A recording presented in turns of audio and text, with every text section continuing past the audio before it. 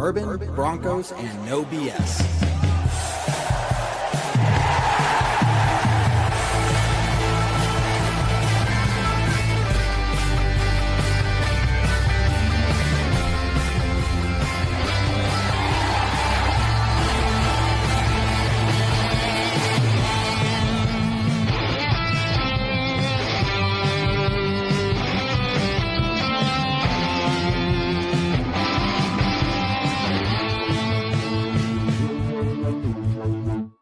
Fans, brews, and Broncos news. Good evening, Broncos Country, and welcome to Raiders Week here at Bourbon, Broncos, and No BS. If you've been a fan of the show for any more than, I don't know, a week or two, you know that my hatred of the Raiders runs deeper than any other team in the NFL. The Chiefs, the Chargers, whoever else, the Raiders are the worst, and this is a great time for the Broncos to go out there and absolutely whoop up on them as we look for our 7th win in a row to celebrate 6 wins in a row and talk about what we saw last week and get ready for this next game against the Raiders. I got Jared, Spotty, and David here with me. We're going to be breaking it down, taking your questions all night long. We already got Ken in the house here. Ken, how you doing, buddy? It is good to see you.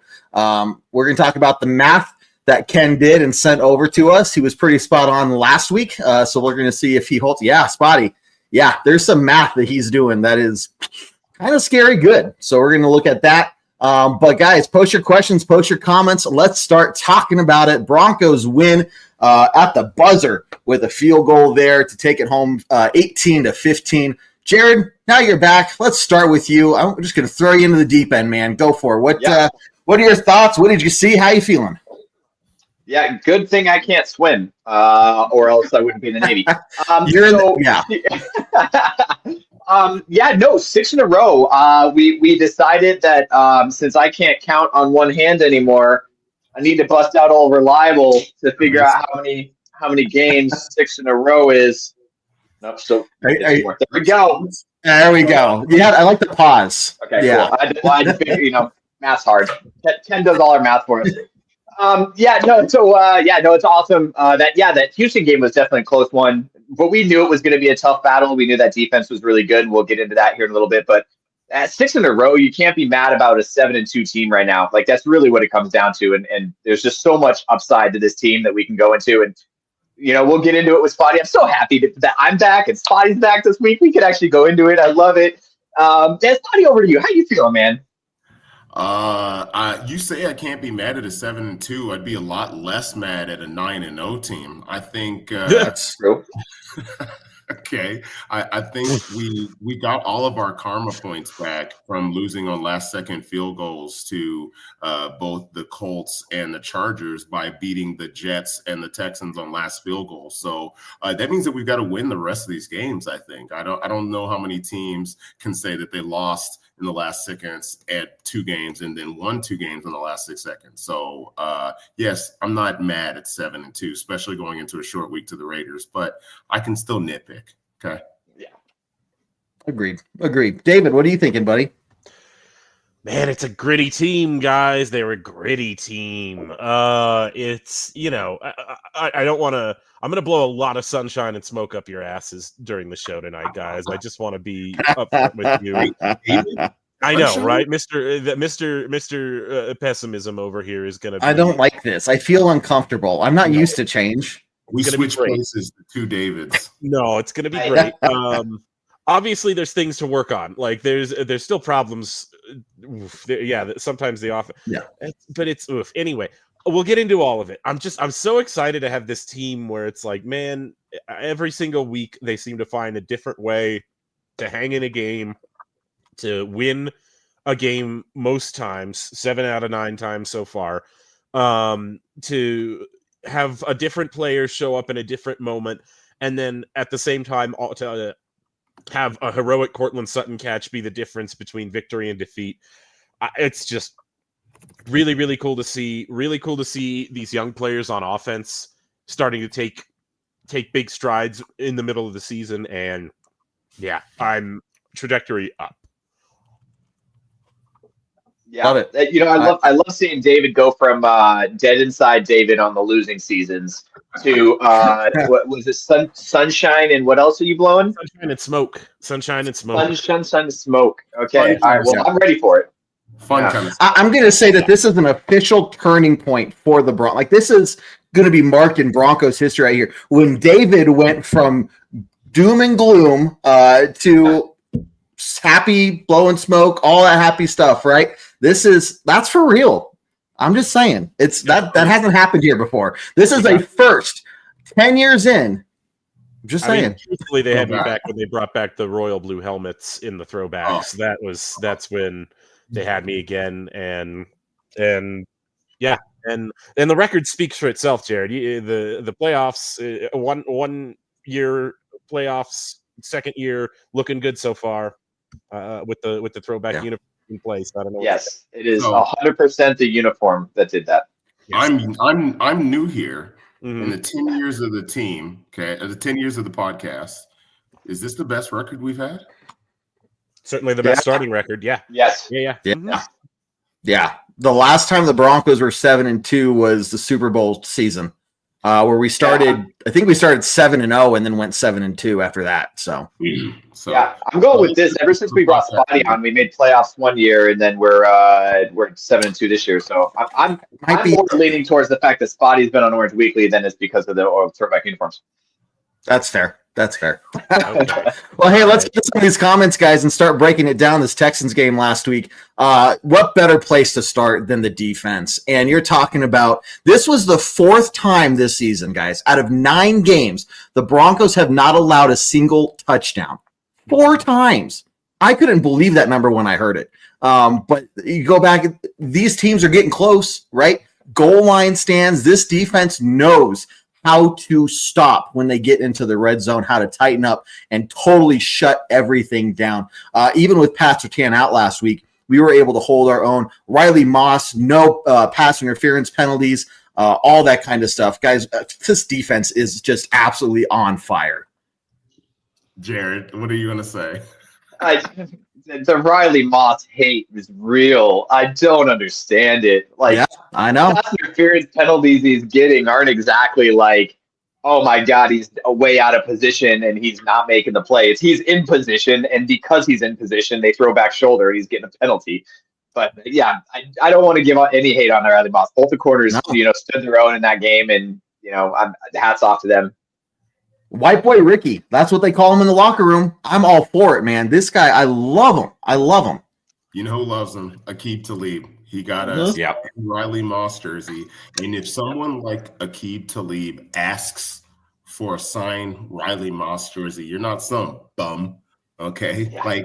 I love it. They showed the stat during the game. They're like, okay, Riley Moss he has 55 targets before the game, 55 targets on the year, but with the lowest completion percentage allowed against him. But everybody, Riley Moss, boo. I'm look, calm down. You know what? And that's off to Chris Abrams' Drain, okay? Because that's Dr. Drain to you, Dr. Drain. Hey, look, whatever he wants to be out there, I'm telling you right now, they were attacking him. If Nico Collins was out there and they saw CAD on the back of the jersey, they were throwing the ball that way. Yep. Agreed. I like some of these comments here. Look, I think this is a good comment in terms of we are in the season where we're talking playoffs, right? If you're talking playoffs, once you're in the playoffs, any team could get there, right? And so not to say, I don't want to go down the path of are we a Super Bowl team or not, but when it comes to the playoffs, I see how the Broncos are playing in terms of their grit, their determination, never giving up no matter how bad the situation is. You want a team like that in the playoffs, right? You don't want a team that just goes, oh, we're down 17-3 in the third. Oh, that was fun, guys. Where are you going to go for the summer? These guys are not going to quit. So I'm just telling you, you're talking about a team that has that kind of just mindset and foundation around them. I love where this team is at, and you just don't know what can happen in the playoffs.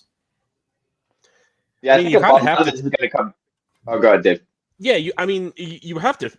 That's the thing. Right now, you have to kind of think about the Broncos in that context, because the way it is, they have the best record in the NFL. They're tied for the best record in the NFL right now.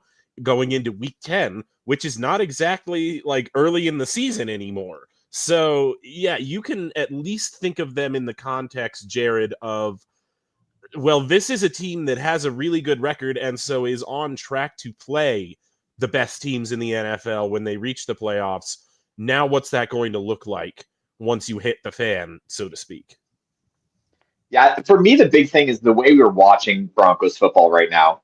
Last year, we were watching, kind of seeing where we needed to fit and what we needed to fit. And now, the second half of this season, the lens that we're watching these games through is through the lens of, are we going to be able to make a deep push in the playoffs? It's not, what do we need to fill, as we'll get into talking here, I'm sure, pretty shortly, about our zero pickups during the free agency or the trade deadline.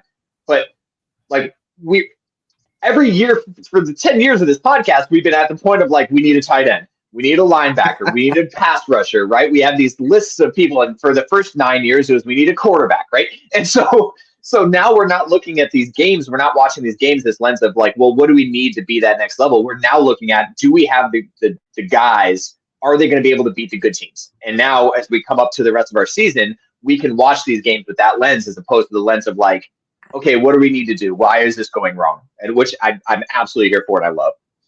No. Jared, get out of my brain, bro. Because my brain. this last week, Jared and I have been synced up. Like, I've known him longer than David, honestly. Hold on just a second, Spotty. Whoa. That we can respectfully disagree on, and I like to do that. But when you tread on my relationship with Jared, you're on dangerous ground. But to speak on just what Jared said, the reason we stayed put is because we're no longer a Russell Wilson away from winning winning playoff games. So, yeah. As a matter of fact, the Broncos were the first to score against Buffalo, and at that moment, we thought we were already prepared to beat Buffalo in the playoffs last year. Okay? And then they reminded us what a playoff team looked like by the end of it. And as I watched the last couple of weeks of the Broncos, where at times I am more frustrated than anybody in the room, okay, because it almost seems like, let's save our energy till the fourth quarter. But maybe by showing that they're the best fourth quarter team is the proof point positive that they have the ability to win when the games truly matter, and that's the playoffs. Yep. Yeah, and you talk about games that truly matter. We got 2 of them coming up back-to-back here, this week against the Raiders and next week home against the Chiefs. So, these divisional games, I mean, I know the Raiders are sitting at the bottom. They're really not a worry, but those games matter. And it's going to be, look, they know what they're playing for too. So, and we'll get in the discussion of not necessarily a trap game, but is this the situation we need to just be careful of? Now, yeah, and just for a talking point. But the bigger thing that I want to bring up first here, because this is something that needs to be brought up, what is up with special teams? I mean, here we are again, guys. Another game where multiple blunders. Now, I know Mims was out, so our return guy not there. Going to Bandy. We saw the muffed punt, right? Blocked field goal again, so another 3 points there. But here we are just talking about a game that was very close that could have been lost in large part due to special teams blunders. So what are you guys feeling about this? Are you worried? What are you seeing? I'm concerned. I'll throw it out there first. I'm concerned. You're going to be in a lot of these close games against some of these the better teams, especially when we get into playoff season. And getting ready for that, December push and everything. You really want to start losing a game or two here and there because of special teams issues? And it's not really, I don't really understand where it's coming from either, because, Darren Rizzi, special teams coach. Yes, Sean Payton brought him over from New Orleans, but he coached a really good special teams in New Orleans last year. And so it's not like we're coming in and bringing in this guy who was just a Nepo hire who hasn't performed on the field. But it does beg the question of why the Broncos felt they needed to move on from last year's special teams coach, who had that unit performing really well with mostly the same players. I got nothing. Is it bad that I kind of feel like special teams is a lucky thing anyways? Like, if you think about the way that offense and defense works, it's about strategy, it's about formations, right? But if a guy takes a step 1 foot outside of his lane during a punt return, that can affect the size of the return on the punt, right? Like, and it's not week in and week out, because you know it's a big part of special teams, guys. It's Crawshaw, aka Crawdaddy, because I'm a Crawdaddy.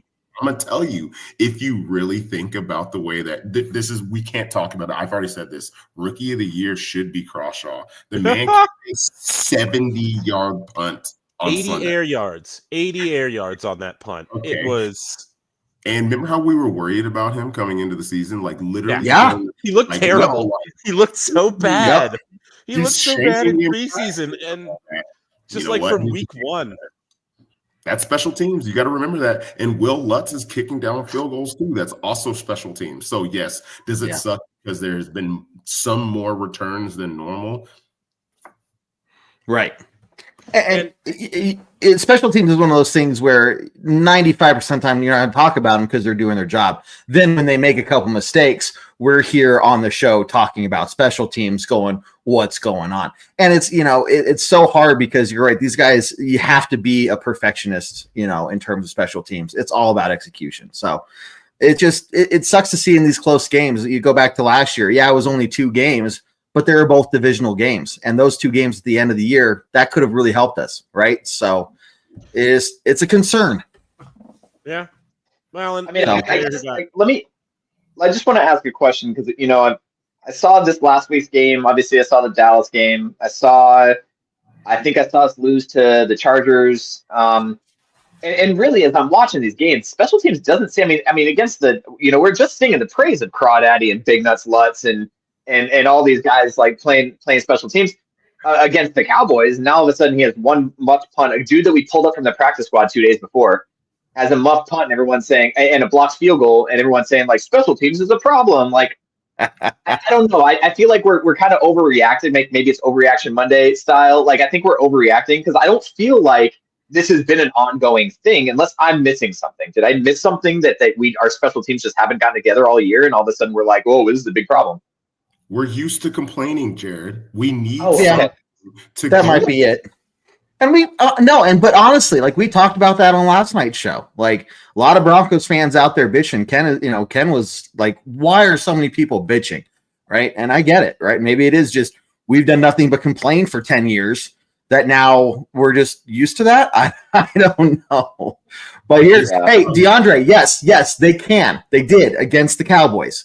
But nobody ever asked them to do it multiple times. They just asked, could they do it? The Broncos said, yes, we can do it. And now they're done proving it to us. So, well, the other thing I loved is like the CBS broadcast was throwing up the 5-quarter stat like over and over again. And it was like through 5 quarters, last 5 quarters. And we're like, that's the first 4 quarters he's put together all year. And then they're adding that 4th quarter from the game before to make it look better than it actually is. So technically, we have put together 4 quarters, right? They just don't happen to be in the same game. And so I think as a Broncos fan, not only looking for something to complain about, but like it'd be awesome to not be anxious about a game outside of the Cowboys. I mean, I love the fact that we destroyed the Cowboys, but more games to not be anxious would be fantastic. Yeah, that'd be nice. What else would be nice is Mitch Fabroni does not get any more personal foul penalties for the rest of his career. Anyway, just for Sean. The real true downfall of special teams. Right, exactly. 100%. Now let's talk about the offense, guys. I know this is going to be a point of contention. What is going on? Why can the offense not put together a full 4 quarters? And Spotty, we were talking about this before the show. I am ready to hear what goes down here with this question. So Spotty, you get it first, man. Go for it. You wanted to be me first. So first I want to cue everybody in the fact that before the game started, I started a screenplay counter. I was thinking about taking a shot for every time that we did a screen, and then I got all drunk during the game. So it didn't work out, but I'm pretty sure we're 10 plus on screenplays. Okay. It may not necessarily be about screenplays, David, but what I'm telling you is they are always at the wrong time. So after we have an incomplete pass after first down, then we're going to try a screenplay on second down against a Texans defense that's probably faster than anybody out there. All right. Like probably man for man outside of Pat Surtain and some of like Benito, the Texans defense was probably the strongest defense in the NFL. Yet all the time, why does he keep thinking that he's going to outsmart the defensive players that are on the other side? And I feel like we kill our own momentum. We are our worst enemy when we call those plays. I mean, it's just here's my only counter to it, I guess, is that it's a big part of this offense right now. They're not executing on the level that we want. It was just going to be a part of the game plan against a Texans defense that has an insane pass rush, that has Will Anderson and Danielle Hunter out there that you don't want to be running drop back passes against all the time. We can talk about the sequencing of it all day long. I don't know what kind of decision making goes into when in a drive to call a screen pass and why the coach thinks it's advantageous at this point and this point. I can't say whether it's right or wrong. I don't think it's going to be as much of a focal point against a Raiders defense that doesn't require that kind of specific game plan. But I think against the Texans, it doesn't bother me at the end of the day, because if they had executed, I don't know, 3 to 4 more non-screen calls that they had called in the game and that I think were open, I think the game isn't anywhere near as close as it ends up being at the end. So, I get the frustration with the screenplays, because you're right. Like, a lot of times they do feel like they're drive killers and they come at really ineffective times and they're just not adding up to a whole lot of positive plays for us. But I'm just not also in the position to say this is holding back our offense in such a meaningful way that if we change this, we're going to have a lot better results overall during games. It's funny you say hold back the offense, because I believe that we use screenplays to supplement our run game. You know what we need to supplement our run game? Running the ball. Yeah. Running. Yep. Yeah. It's not a novel theory. It's not up to the point that J.K. Dobbins, I think we went 3 drives. I think it was Scott who, in 3 drives, he told us that we ran the ball one time, 11 plays, 10 we had 10 plays we threw the ball, and a couple of those were screenplays. But at that point, J.K. Dobbins was averaging 5 yards a carry. And that's true, but we also had a drive, I think it was in the second half, where I think we ran the ball 3 times in a row and then went 3 and out that drive. It's just these little things more than I think we want to use these phrases like run the ball and cut out the screens, because it's bigger, easier answers to a problem that seems big on a week in and week out basis. And I think it's just more a question of fine tuning the sequencing of these calls and when they go in, as opposed to we're doing this too much and we're not doing this enough. It's just got to come together a little bit better, but it all doesn't add up to me to like, we have so many problems that this is a dysfunctional offense overall. It's just a confusing offense, more like. Go ahead, Jared. You're itching to say something. I love you. I do. I have so many things to say. So one, I'm going to start with the screens, and I'm going to move on to where I think the offense is. So the first thing with the screens is, one, I'm not opposed to screens. I do think we run them too much. The big part about the screen is you're trying to get the ball to the outside to get a mismatch, right? We have faith in our wide receivers to block. And if you got 3-on-3, that means one wide receiver's got to break one corner or be able to hit the edge to get the 10 yards. And that's what we've been relatively successful. Marvin Mims has gotten quite a few screenplays to get 10 to 12 yards. However, I'm not defending him in this game. Like, there is no reason to throw as many screenplays we did in this game, knowing what they have in their secondary, because they were able to shed blocks and very clearly had watched film and were able to go down there and block some of them and put a linebacker out there to be able to get to the outside. But So that's two things. I'm not opposed to screens, but normally you do those screens to set up something. And what I don't like is that we haven't really done anything off the screen. Like we haven't done like a fake screen. We haven't done a screen counter. I don't see a lot of that going on, which is a little frustrating me. And going into my next point on where the offense is, yes, running the ball is going to set up other things. And I think we got really caught up, and I was live on the when we were doing the show during the second half, and I was kind of trying to explain this. If you looked drive by drive, there was only probably one drive that you're like, man, we probably should have ran the ball there. But other than that, like you can look at the score sheet, you can look at the stats of like, oh, we only threw, we threw 50 times and ran 20. I don't have it up in front of me, but you can look at the stats and say like, oh, we need to run the ball more. But as to David's point, we ran the ball 3 times in a row and didn't get a first down. We're not being as successful as we want to be in the pass game, but we're also not using it to set up anything, which is kind of my confusion. I want to be, the first drive before the interception, I think it was the first drive was an interception, right? Yeah. So during the first drive, second, maybe second. I mean, JK had like 7 yards per carry, and we were running the ball very, very well. And then we come out and we go. First run was a no non-starter, 0 yards, throw 2 times, and then punt. And so obviously, when you don't get any yards on a run, you're behind the timeline. So you feel like you have to make it up. And I feel like he's getting ahead of himself and trying to feel like he has to make it up. And that's where you kind of go, you have to go drive by drive to see, are we running the ball enough? And really, I think based on what we just weren't executing the pass game is really what it came down to. Bo was slow to start. And, we're all believers here. I believe in Bo. I do obviously, think he's the quarterback of the future. He's our guy. But he had a slow start. And I'm allowed to say that he had some missed throws. He had some bad reads. Right, there was some times there he had wide open. I mean, I think Evan Ingram was 0 for 3 on targets, and every single one of them were either at his feet or way off. And he just wasn't reading the guys right. He wasn't delivering the ball the way he needed to. Did he hit the ones that he needed to get the touchdowns? Absolutely, and they were beautiful throw balls. But if he can be more consistent, then we don't have to worry about it as much, and then we can do that stuff. The other thing that I was frustrated is we're not hitting the middle of the field, especially against the Texans team who's going to try to load the box and get pressure on Bo. They're going to be, if we hit those outside things, that means it has to spread, horizontally across. We have to spread those linebackers horizontally so that they have to cover those outsides. Why are we not hitting more stuff over the middle? We have a guy like Evan Ingram who can get open over the middle. We've seen it before, but we didn't play anything. We didn't do it.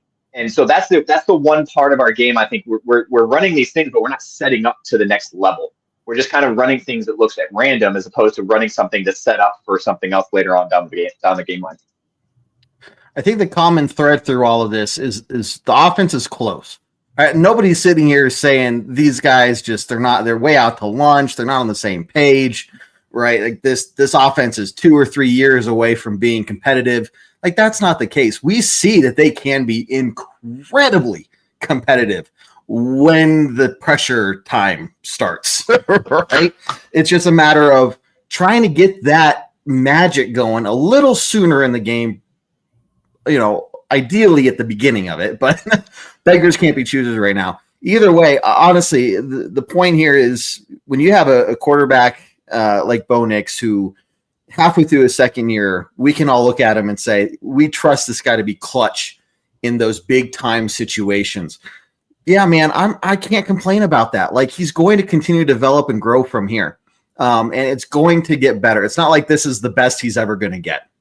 So, let him keep growing. He's still learning from those mistakes. He knows that he's messing up on, there's a clip at him. I think it was after the Colts game or the Chargers game where he sits there. He goes, I missed so many opportunities today. He knows, right? And so just a matter of coaching, training, practice, time, right? Give the guy some time. But you see this offense start clicking just a little bit more.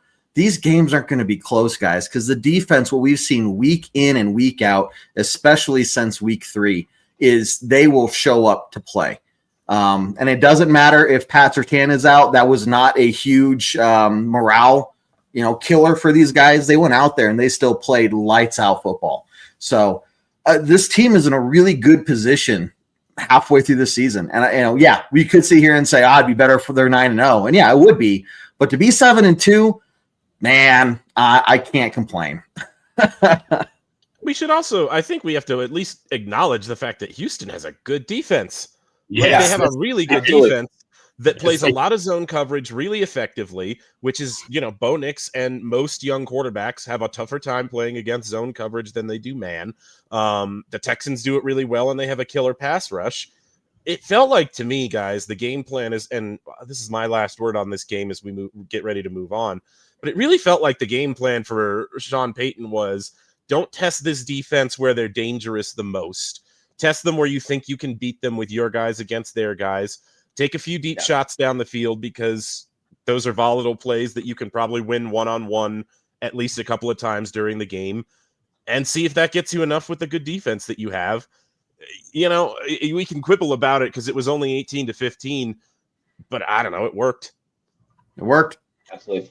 Yeah. Got the win in the win column. And so, last one here before we move on to week 10. Yeah, Spotty, go for it.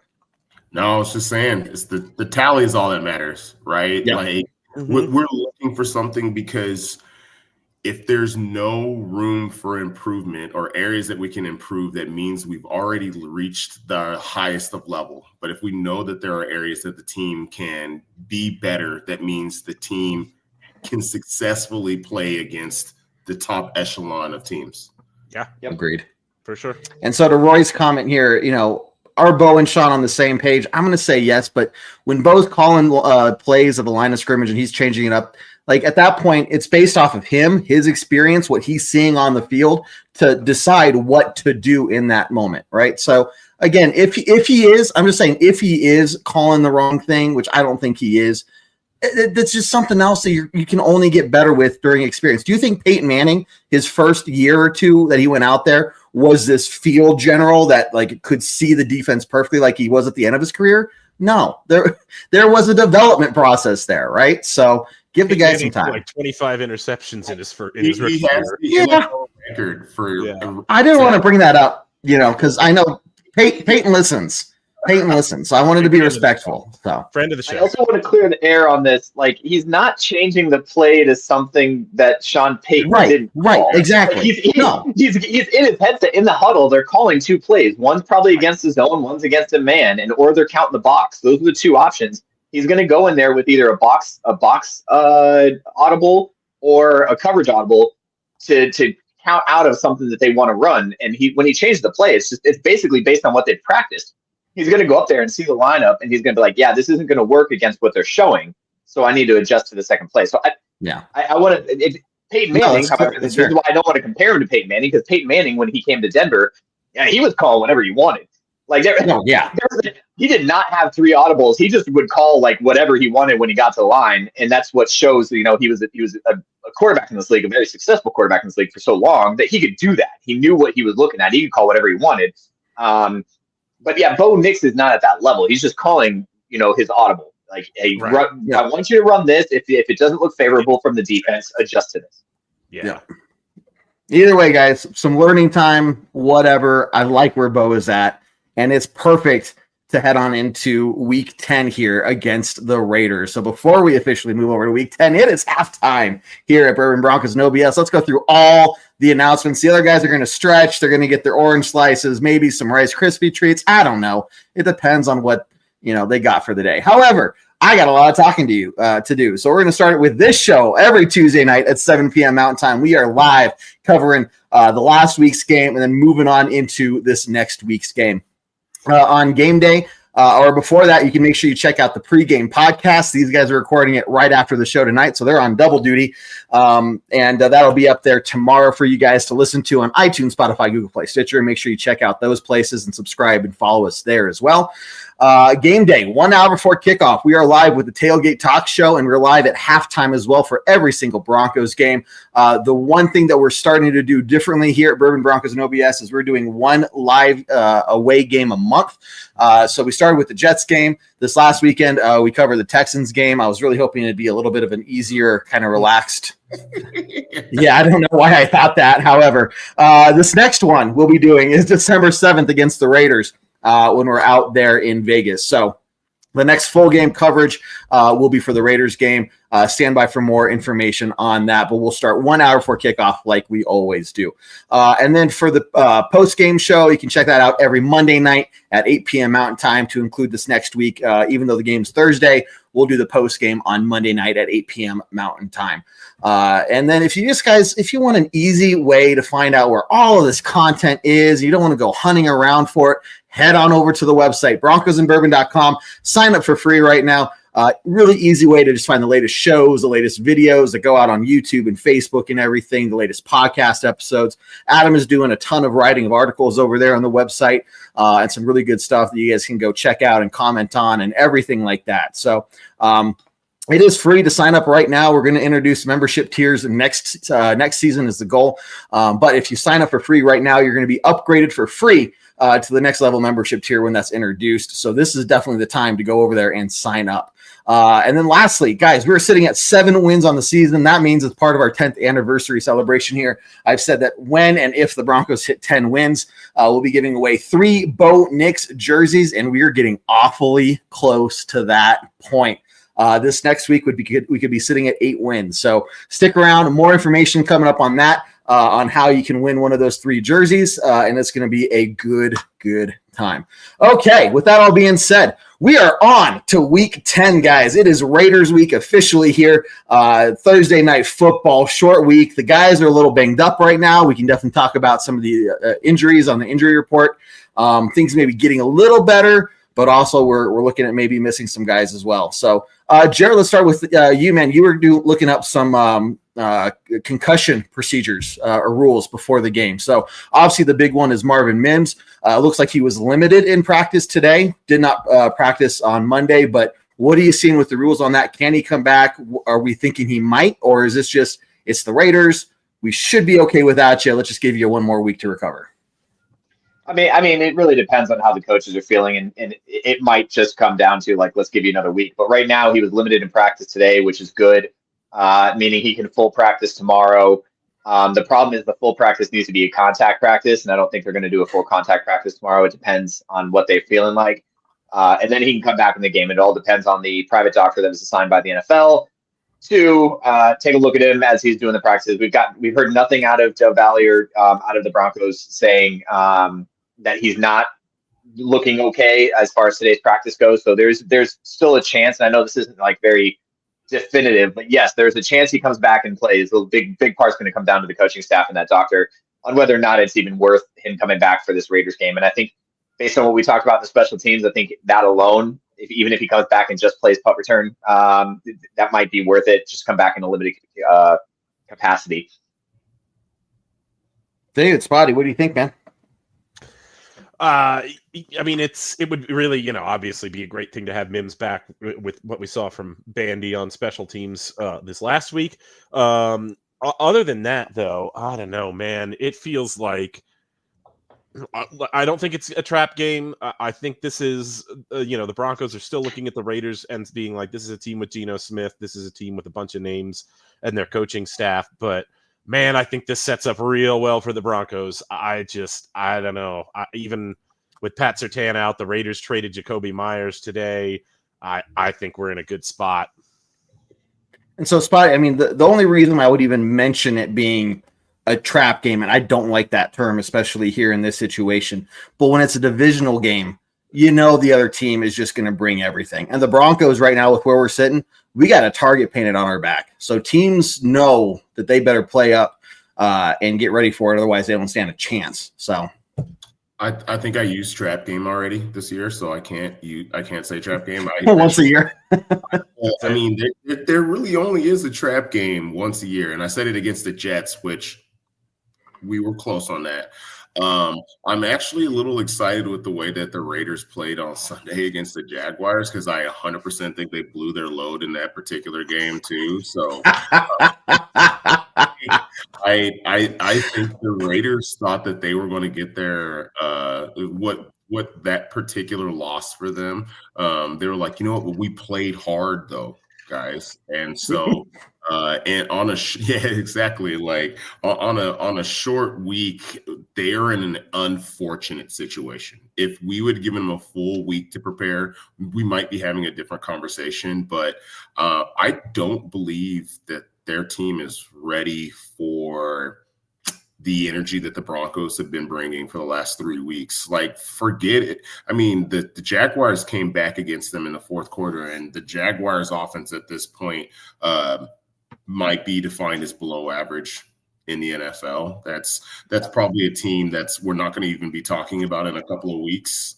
So I'm actually excited for the fact that the way that we're coming into this game. It's not specifically about the Thursday night, just the way the Broncos are coming in this game after the last 3 weeks. Yeah. Totally agree. And look, guys, it wouldn't be a Raiders show if I didn't find a way to make fun of the Raiders at some point. But Mr. Pete Carroll, you would have thought that after Super Bowl 49, this guy would have learned when you have a good running back and you are only on the 2-yard line for the game, maybe you should try running it instead of throwing it to win the game.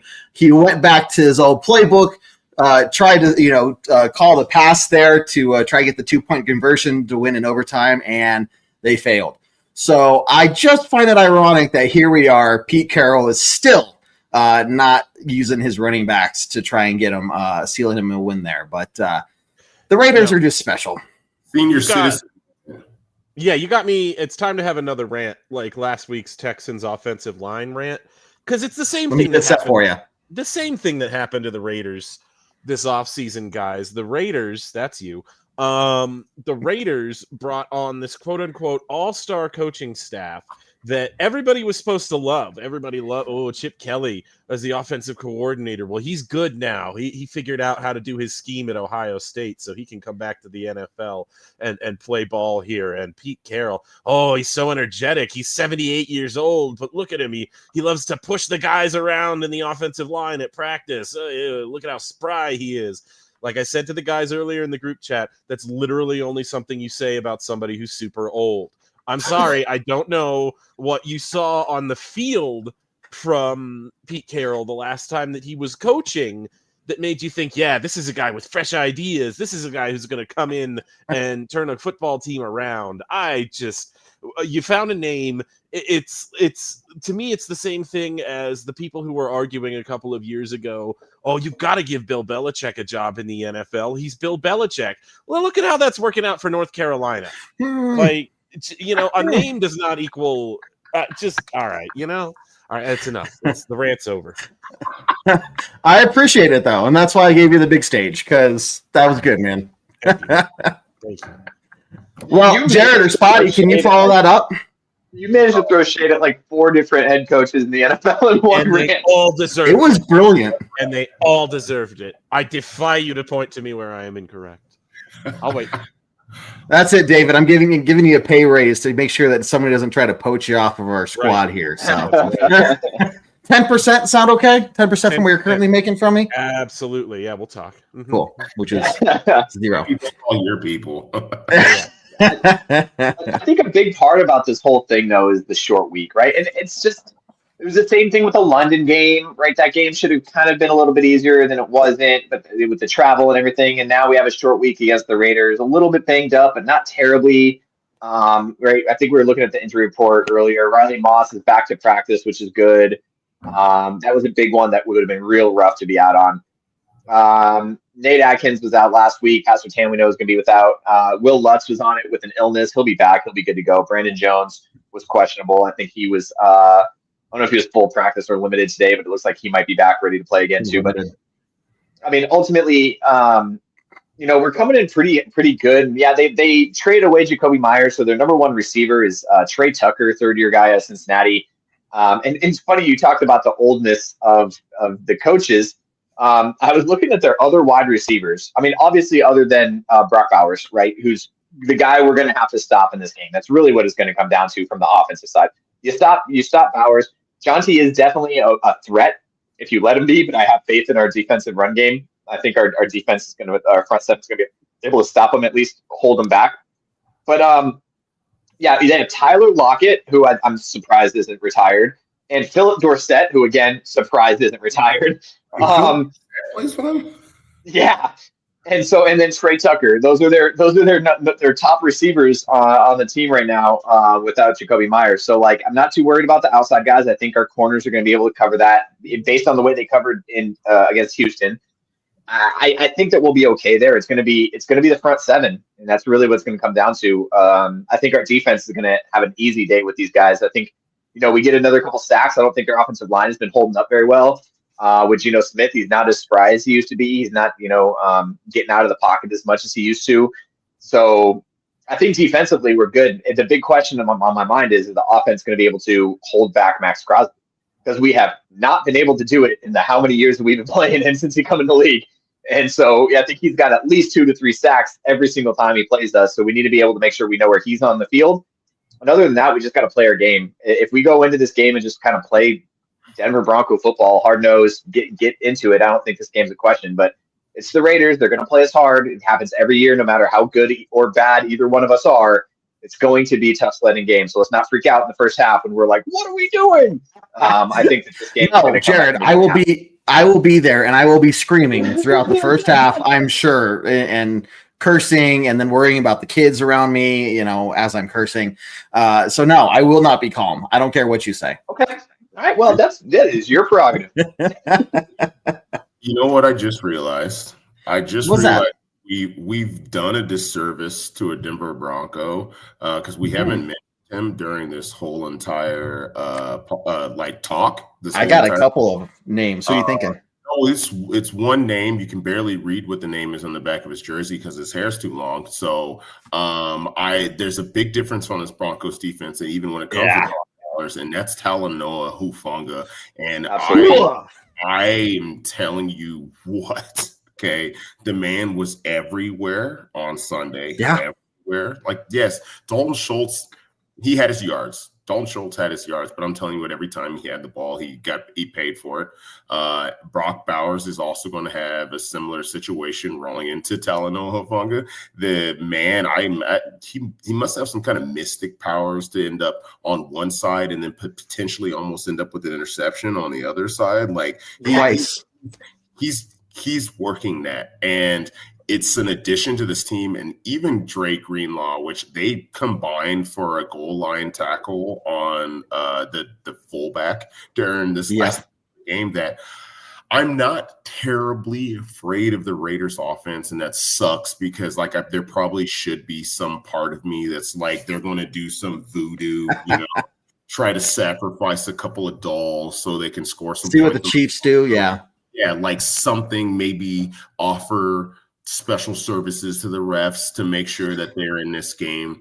But I don't think that's that big of an issue. And I'm not going to lie, I don't think Max is big of an issue either. And I know I'm potentially going to eat my words by saying that, but Bowles has been pretty good. Palczewski has been 63. He was sick in this last game.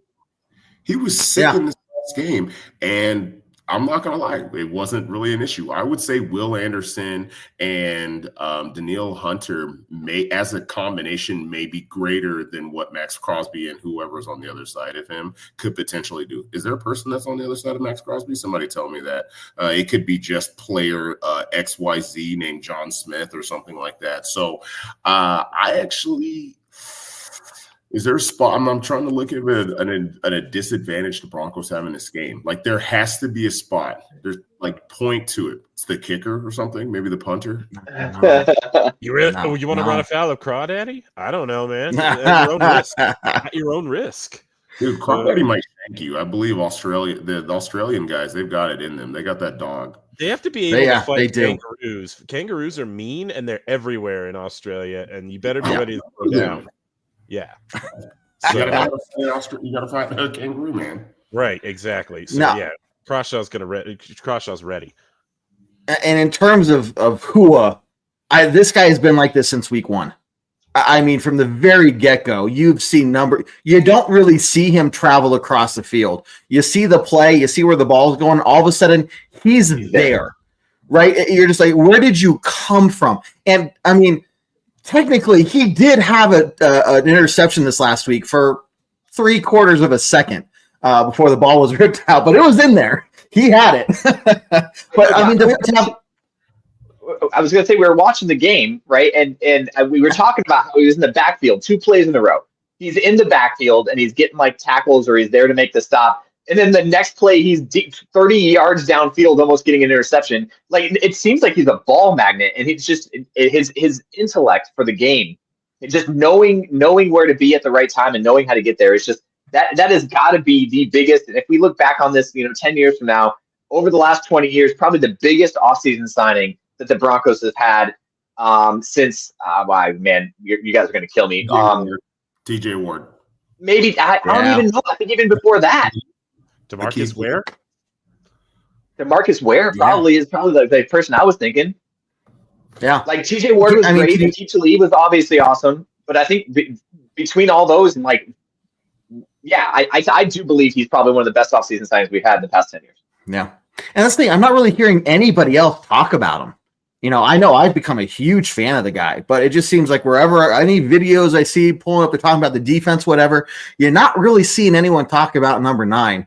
And I just don't know, because this guy, and it's not that it's not that Brock Bowers is going to be rolling into 𝐓𝐢𝐦𝐞. 𝐓𝐢𝐦𝐞 is going to be smacking him hard. He's going to be saying as he goes to the ground. So believe me, he'll be saying 𝐓𝐢𝐦𝐞's name in some capacity. Let's not also forget that we picked up 𝐁𝐈 Barron for this exact reason too. Yeah, right? We have 𝐁𝐈 Barron to be able to cover live tight ends as well. So we have the capability to cover Brock Bowers if we need to. I don't think we need to spend a bunch of capital defensively to be able to make sure we know where he is at all times. We just put one of those guys on him, and I think we'll be fine. And then obviously let the defensive line get to the quarterback. And that's really what it's going to come down to. Which I kind of wanted to bring up. There's one thing I wanted to bring up, and I feel like as Bronco fans, we jinxed it.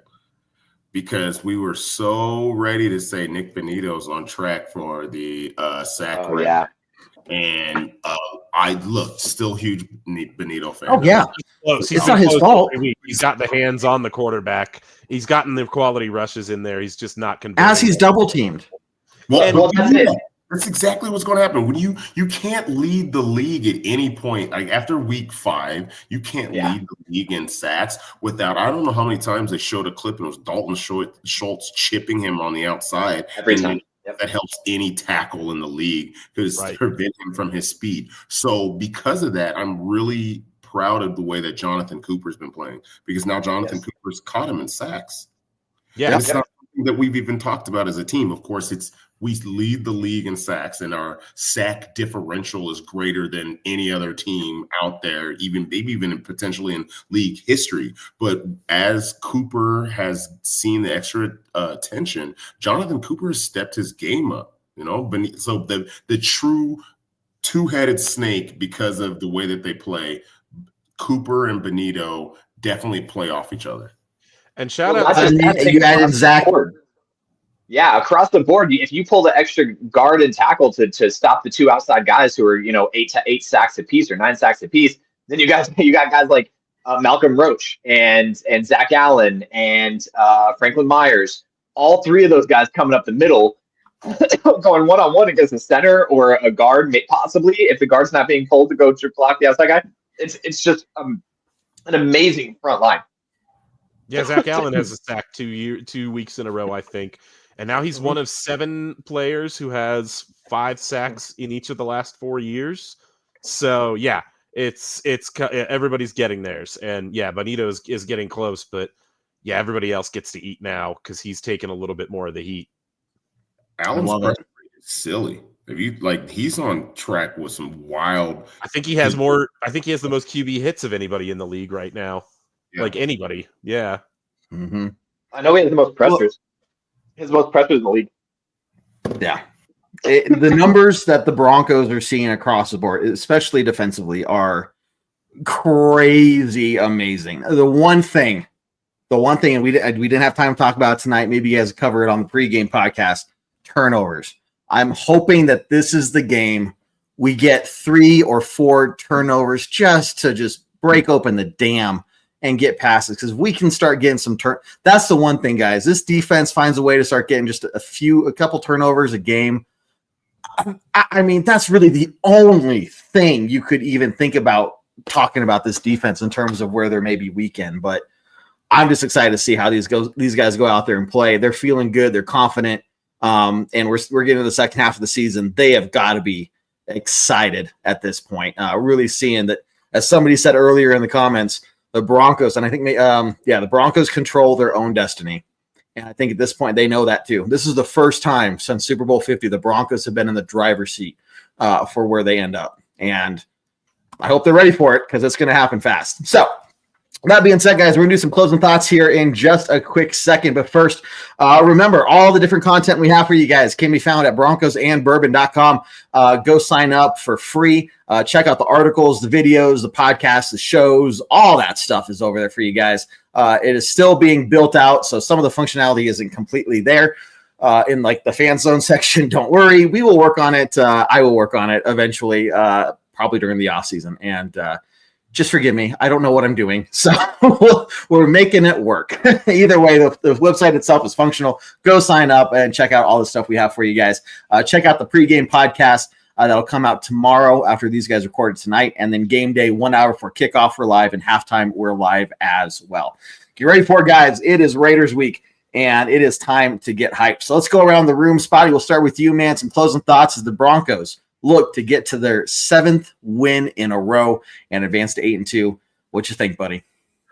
So I think what I have found about myself is I find myself deflecting these conversations about the Broncos because as we've watched the last 10 years and how things have gone, I'm waiting for the other foot to drop, right? Like there has to be something that's going to happen. Like 7-2 seems crazy. And as I look at the second half of the schedule and I see more winnable games than games that we're potentially going to lose, like I've got to curb my enthusiasm for the year in some way, shape, or form. Like the letdown has got to be somewhere, but like all at the same time, I'm not sure it is there. And so I want to nitpick all the little screenplays and signing a man who's older than the head coach, like not making any moves at the trade deadline. Like I want to nitpick it, but all at the same time, I believe we're exactly where we should be. I think it was Adam who even said it's like if we wait till the end of the season and the amount of money that comes to this team to be able to move in free agency, like the future for the Broncos is incredibly bright. And it's almost like we stepped over the sun too early. Like we're ready for it now. So coming in against the Broncos or the Raiders on Thursday, I'm excited to see a team that could potentially going against the Kansas City Chiefs 8-2 with a chance to put a chokehold on the division in that particular game. Like someone stopped me. Like this got to be a dream, right? This is something someone put in an anime and implanted in my head. Nope. And let's mix things up here. I'm going to go now because you touched on some things that I wanted to kind of talk to.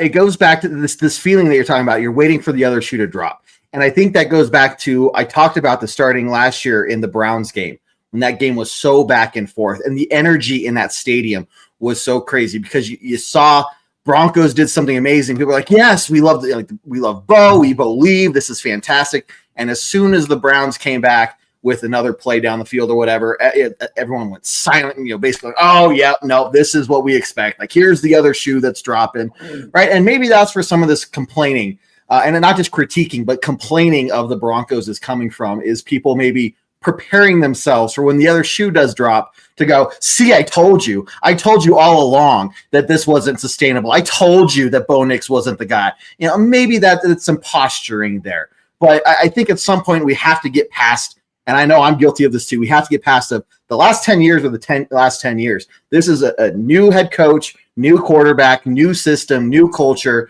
and we've changed. We've turned pages, right? So start believing in this team. Yeah, they're going to be down times, but these guys have shown week in and week out that they're going to keep fighting. And that's exactly where I want this team to be right now, 1.5 years into a rebuild. David or Spotty, or Jared or Spotty, you next. Other David. Yes. David. Other David or Spotty. Jared, David Spotty. I'm not used to having extra. Jared, you're throwing me off. Yeah, guys, all I can say is enjoy the ride. Like, I know that's basically what everybody else has been saying in their own way, but I'm just going to say it as explicitly and as plainly as I can. Enjoy the ride because you don't get to be 7-2 that often. You don't get to see this kind of team win these kind of games in all sorts of scenarios this way.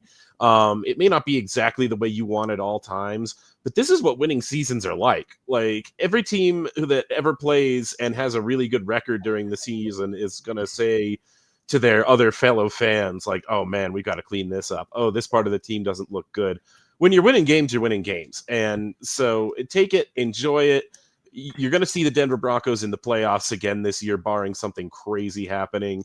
And we shouldn't take that for granted. Have fun with it. I like it, man.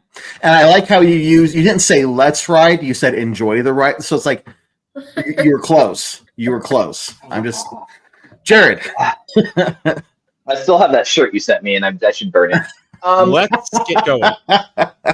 Let's talk about how it's been 11 years since we've had the feeling that we're feeling right now. And I'm with David. Let's enjoy the ride, man. Like, it's cool because, like, we are nitpicking. And that's our job. That's why we do the show, right? Like, if we were just here to like say all the great things, and the show wouldn't be as fun.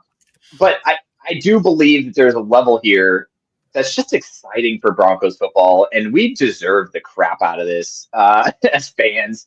And the team building, and in the second year of Bo Nix with still a very young team. Let's look at it, like a very young team. We had nothing but more to do. We could only get better from here, and that starts with Bo Nix.